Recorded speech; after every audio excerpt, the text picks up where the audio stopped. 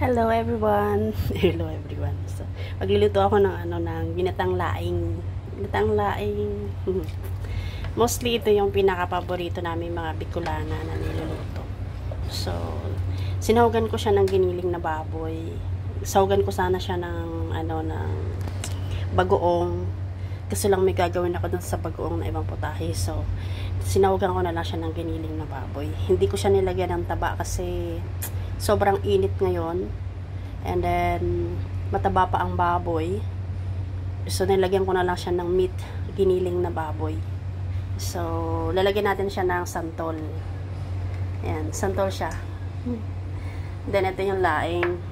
So, yung iba hindi hinuhugasan yung yung laing. Ako hinuhugasan ko siya. Nagpapakulo ako ng tubig. And then, nilalagay ko siya. And then, doon ko siya hinuhugasan. Kasi, di ba minsan binibilad siya, tapos pag binilad siya, yung alikabok o kung ano-ano insekto dumadapo sa kanya, so madumi pa din, di ba? Kahit sabi ng pinakuluan naman, niluto naman, so okay lang, no. Kailangan pa rin siyang hugasan. So, hinugasan ko siya ng kumukulong tubig, pinakulaan ko siya kanina, and then dinrain ko, saka ayan na siya. So, ayan yung santol.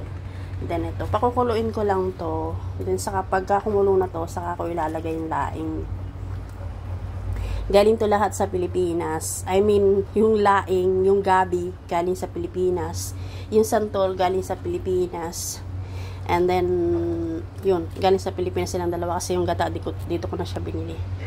Yung santol pala guys, hindi siya nasisira, no? Ito, nakikita nyo tong maitim na to. Ito yung dala ko last year. Pero okay pa din siya.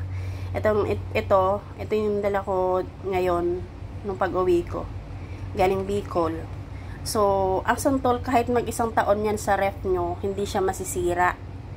So, hugasan natin ito mamaya para hindi masyadong maasim. Yung santol po ito yung prutas, tapos yung niya, yung tawag dito, yung balat niya, kinudkod. So, ito siya. Ayan. Then, pag kumulo, lalagay siya natin dito. So, mahal lang ang gata dito, guys. Guys, mahal lang po yung gata dito. So, bumili ako ng 3 can ng ng gata. Is $19. So, bali 3. Expensive, no? So, yun lang naman na ginastos ko, saka yung yung tawag dito. Yung yung giniling na baboy. So, giniling na baboy na lang nilagay ko instead of bagoong or yung sana, yung tawag dito, yung dilis. Kasi nung Lunes, yung ginataang langka, ang sahog ko is dilis. So, ngayon, baboy naman. Para at least maiba naman. So, yung dilis mamaya, piprituhin ko lang siya. And then, yung bagoong naman is igigisa ko para sa mangga. Sana all. Ayan. So, antayin natin siya kumulo. Then. So, ayan, kumukulo na siya. Lalagyan na natin yung gabi. Yung gabi pa. Ay, yung santol na lang muna. So, ito yung santol. Bali siya, hinugasan ko siya para hindi siya masyadong maasim. So, lalagay ko siya dito.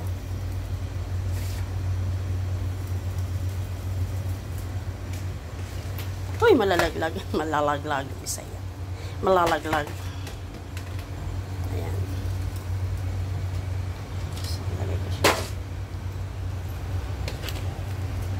Diba? So, nilagyan ko din siya ng sili. Yung malalaki. And later on, lalagyan ko siya ng siling labuyo. Labuyo. Bicolana para templado ang anghang. Kasi mostly sa amin, pag nagluluto kami nito, talaga siyang maanghang. Yan. Pakukuluin lang natin siya. Pakukuluin ulit pala. Kasi kumulo na siya. Pakukuluin ulit. Para ilagay natin yung laing. Lulutuin natin dito yung laing.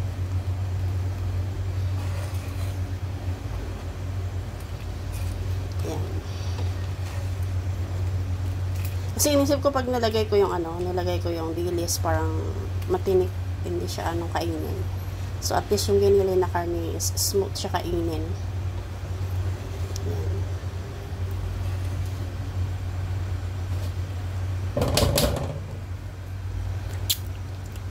Lado na siya. Kukunan pa siya ng asin. So, lalagyan natin siya ng asin. Lagyan siya natin ng konting, ano, yung hindi durog na paminta para at least na yan. Ayun, kumulo na siya. Lagyan natin yung ano natin. Lagyan natin to. Ano ba? Ayan, lagyan natin siya ganito. Konti-konti. Mata. Ayan. Ano siya. Lagyan na natin lahat.